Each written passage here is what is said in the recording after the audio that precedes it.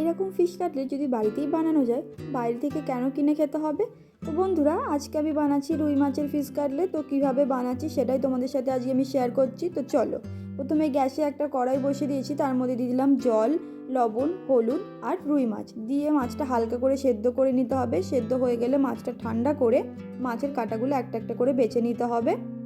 মাছটা ভালো করে বাছা হয়ে গেলে এবার আমি একটা ডিমের ব্যাটার করে নেবো।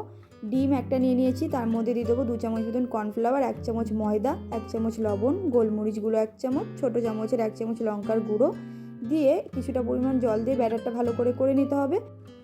কড়াইতে দিয়ে দিলাম সর্ষের তেল, জিরে, তেজপাতা, শুকনো লঙ্কা, কাঁচা লঙ্কা কুচি আর লবণ।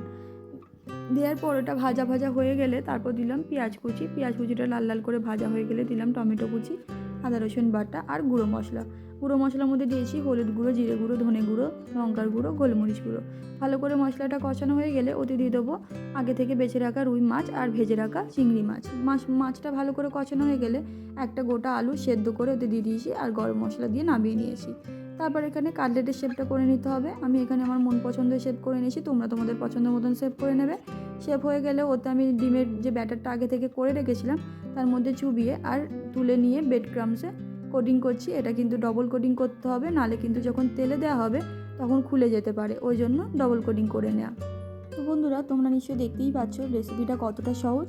তোমরা চাইলেই কিন্তু বাড়িতে বানাতে পারবে, অবশ্যই কিন্তু বাড়িতে বানিয়ে খেয়ে দেখো। তারপর গ্যাসে কড়াই বসিয়ে দিয়েছি, তার মধ্যে দিলাম সাদা তেল। তেলটা গরম হয়ে গেলে একে একে কাটলেটগুলো ভেজে নিতে হবে। কাটলেটটা লাল লাল করে ভেজে তুলতে হবে। তো বন্ধুরা দেখো, এখানে আমার রুই মাছের কাটলেট তৈরি হয়ে গেছে। তো তোমাদের ভিডিওটা কেমন লাগলো অবশ্যই আমাকে কমেন্টে জানিও। ভিডিওটা যদি ভালো লেগে থাকে like, comment, share and subscribe করে দিও। আর ভিডিওটা এই পর্যন্তই, আবার দেখা হচ্ছে অন্য কোনো ভিডিওতে।